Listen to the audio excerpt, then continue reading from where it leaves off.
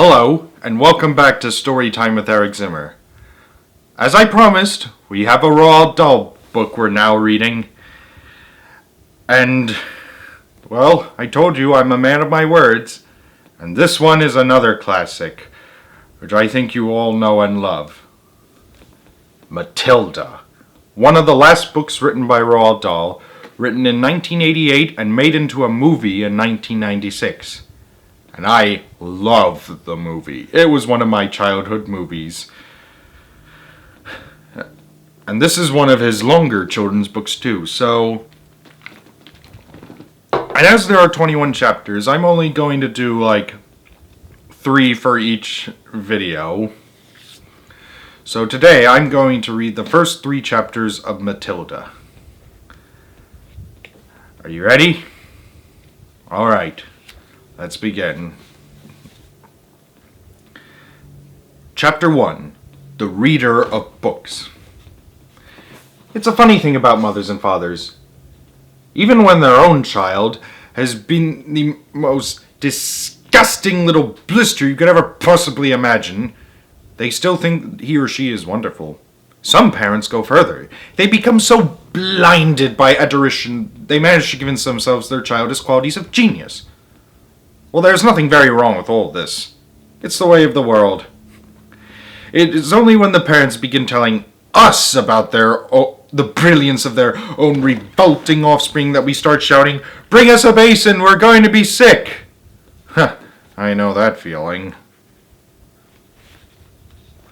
School teachers suffer a good deal from having to listen to this sort of twaddle from proud parents, but they usually get their own back when the time comes to write the end-of-term reports. If I were a teacher, I would cook up some real scorchers for the children of doting parents. And this is the author talking, mind you. Ahem. Your son, Maximilian, I would write, is a total washout. I hope you have a family business you can push him into when he leaves school, because he sure as heck won't get a job anywhere else.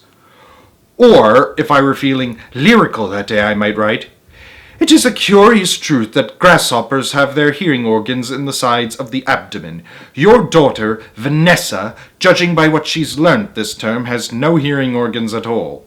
Oh, I might even delve deeper into natural history and say, the periodical cicada spent 6 years as a grub underground and no more than 6 days as a free creature of sunlight and air. Your son, Wilfred, has spent 6 years as a grub in the school, and we are still awaiting for him to emerge from the chrysalis. A particularly poisonous little girl might sting me into saying, your daughter, Fiona, has the same glacial beauty as an iceberg, but unlike the iceberg, she is absolutely nothing below the surface. I think I might enjoy writing end-of-term reports for the stinkers in my class, but enough of that. We have to get on. Occasionally one comes across parents who take the opposite line, who show no interest at all in their children. Ho! And these, of course, are far worse than the doting ones. Harry and Zinnia Wormwood were 2 such parents. They had a son called Michael and a daughter called Matilda, and the parents looked upon Matilda in particular as nothing more than a scab. A scab is something you have to put up with until the time comes when you can pick it off and flick it away. Mr. and Mrs. Wormwood looked forward enormously to the time when they could just pick their little daughter off and flick her away, preferably into the next county or even further than that.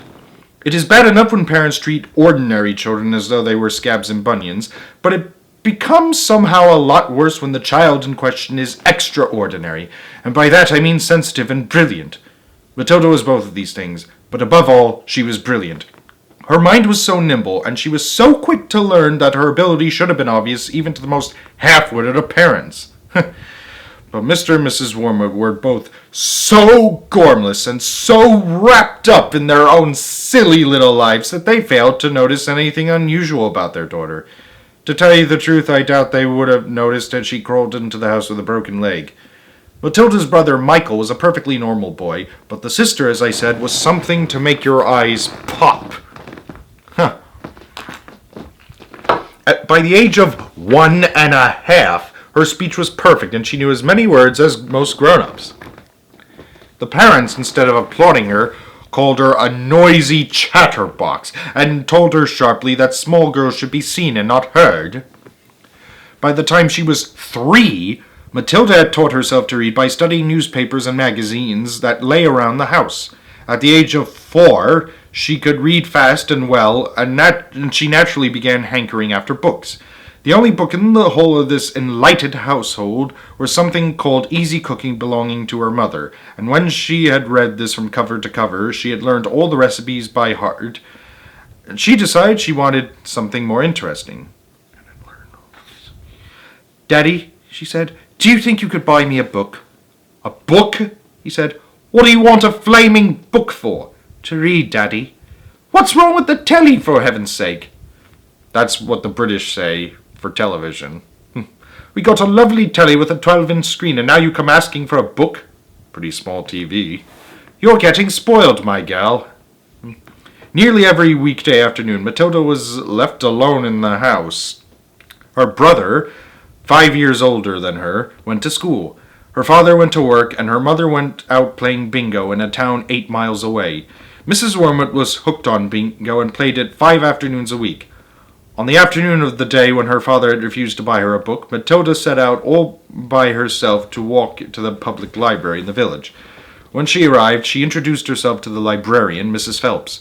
She asked if she might sit a while and read a book. Mrs. Phelps, slightly taken aback at the arrival of such a tiny girl unoccupied by a parent, nevertheless told her she was very welcome. "Where are the children's books, please?" Matilda asked. "They're over there in those lower shelves," Mrs. Phelps told her. "Would you like me to help you find a nice one with lots of pictures in it?" "No, thank you," Matilda said. "I'm sure I can manage." From then on, every afternoon, as soon as her mother had left for bingo, Matilda would toddle down to the library. The walk took only 10 minutes, and this allowed her 2 glorious hours sitting quietly by herself in a cozy corner, devouring one book after another. When she had read every single children's book in the place, she started wandering round in search of something else. Mrs. Phelps, who had been watching her with fascination for the past few weeks, now got up from her desk and went over to her. "Can I help you, Matilda?" she asked. "I'm wondering what to read next," Matilda said. "I finished all the children's books." "You mean you've looked at the pictures?" "Yes, but I've read the books as well." Mrs. Phelps looked down at Matilda from her great height, and Matilda looked right back up at her. "I thought some were very poor," Matilda said, "but others were lovely. I liked The Secret Garden best of all. It was full of mystery. The room behind a closed door, and the mystery of the garden behind the big wall." Mrs. Phelps was stunned. "Exactly how old are you, Matilda?" she asked. 4 years and 3 months, Matilda said. Mrs. Phelps was more stunned than ever. But she had the sense not to show it. "What sort of a book would you like to read?" she asked. Matilda said, "I would like a really good one that grown-ups read. A famous one. I don't know any names." Mrs. Phelps looked along the shelves, taking her time. She didn't quite know what to bring out. How, she asked herself, does one choose a famous grown-up book for a 4-year-old girl? Her first thought was to pick a young teenager's romance of the kind that is written for 15-year-old schoolgirls, but for some reason she found herself instinctively walking past that particular shelf. "Try this," she said at last. "It's very famous and very good. If it's too long for you, just let me know and I'll find something shorter and a bit easier." Great Expectations, Matilda read, by Charles Dickens. "I'd love to try it." "I must be mad," Mrs. Phelps told herself, but to Matilda she said, "Of course you may try it." Over the next few afternoons, Mrs. Phelps could hardly take her eyes from the small girl sitting for hour after hour in the big armchair at the far end of the room with the book on her lap.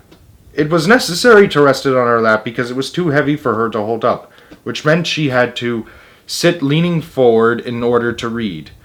And a strange sight it was, this tiny dark-haired person sitting there with her feet nowhere near touching the floor, totally absorbed in the wonderful adventures of Pip and old Miss Havisham and her cobwebbed house, and by the spell of magic that Charles Dickens, the great storyteller, had woven with his words.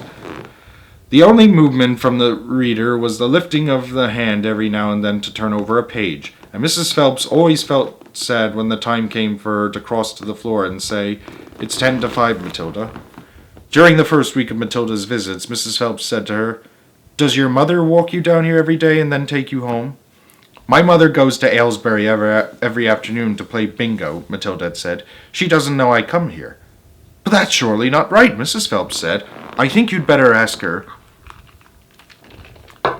"I'd rather not," Matilda said. "She doesn't encourage reading books, nor does my father." "But what do you do? They expect you to do every afternoon in an empty house. Just mooch around and watch the telly." "I see. She doesn't really care what I do," Matilda said a little sadly. Mrs. Phelps was concerned about the child's safety on the walk through the fairly busy village, High Street, and the crossing of the road, but she decided not to interfere. Within a week, Matilda had finished Great Expectations, which in that edition contained 411 pages. "I loved it," she said to Mrs. Phelps. "Has Mr. Dickens written any others?" "A great number," said the astounded Mrs. Phelps. "Shall I choose you another?"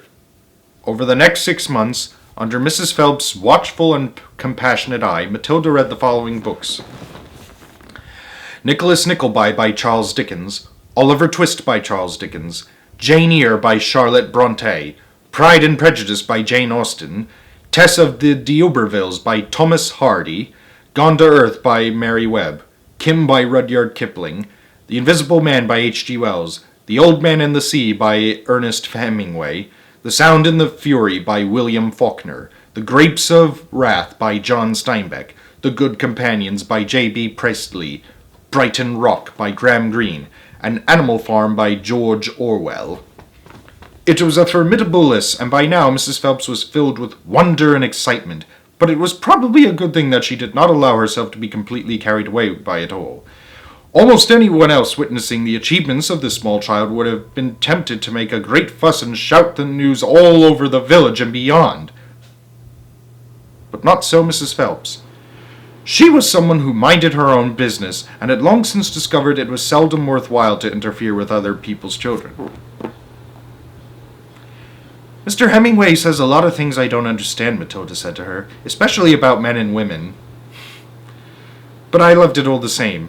The way he tells it, I feel I am right there on the spot watching it all happen." "A fine writer will always make you feel that," Mrs. Phelps said. "And don't worry about the bits you can't understand. Sit back and allow the words to wash around you like music." I will.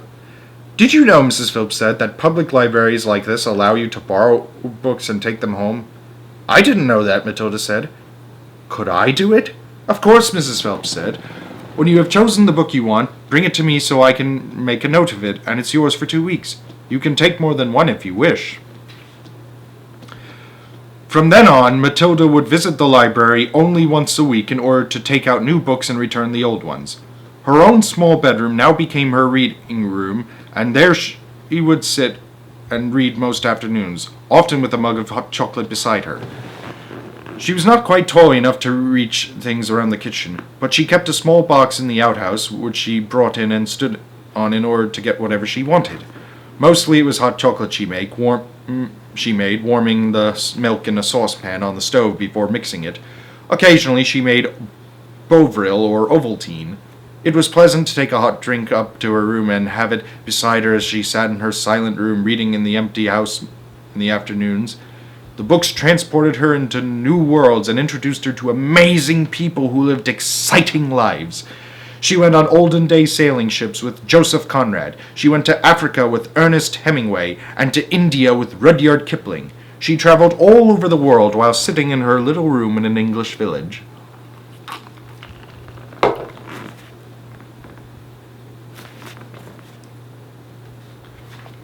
Chapter 2. Mr. Wormwood, the Great Car Dealer. Matilda's parents owned quite a nice house with 3 bedrooms upstairs, while on the ground floor there was a dining room and a living room and a kitchen. Her father was a dealer in second-hand cars, and it seemed he did pretty well at it.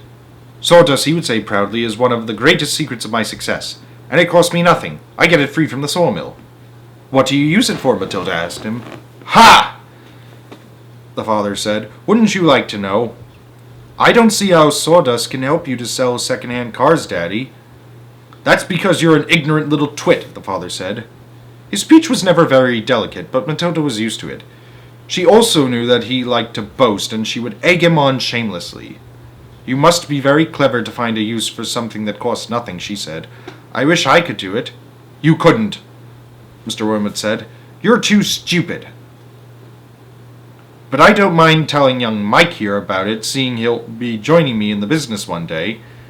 Ignoring Matilda, he turned to his son and said, I'm always glad to buy a car when some fool has been crashing the gears so badly they're all worn out and rattle like mad. I get it cheap. Then all I do is mix a lot of sawdust with the oil in the gearbox and it runs as sweet as a nut. How long will it run like that before it starts rattling again? Matilda asked him. Long enough for the buyer to get a good distance away, Mr. Wormwood said, grinning. About 100 miles. But that's dishonest, Daddy, Matilda said. It's cheating. No one ever got rich being honest, Mr. Wormwood said. Customers are there to be diddled. Mr. Wormwood was a small, ratty-looking man whose front teeth stuck out underneath a thin, ratty-looking mustache. He liked to wear jackets with large, brightly colored checks, and he sported green ties that were usually yellow or pale green. Now take mileage, for instance, he went on. Anyone who's buying a second-hand car, the first thing he wants to know is how many miles it's done, right? Right, Michael said. So I buy an old dump that's got about 150,000 miles on the clock. I get it cheap, but no one's going to buy it with a mileage like that, are they? Well, I wouldn't. And these days, you can't just take the speedometer out and fiddle the numbers back like you used to 10 years ago. They fixed it so it's impossible to tamper with unless you're a ruddy watchmaker or something. So what do? I use my brains, laddie. That's what I do. How? Young Michael asked, fascinated. He seemed to have inherited his father's love of crookery.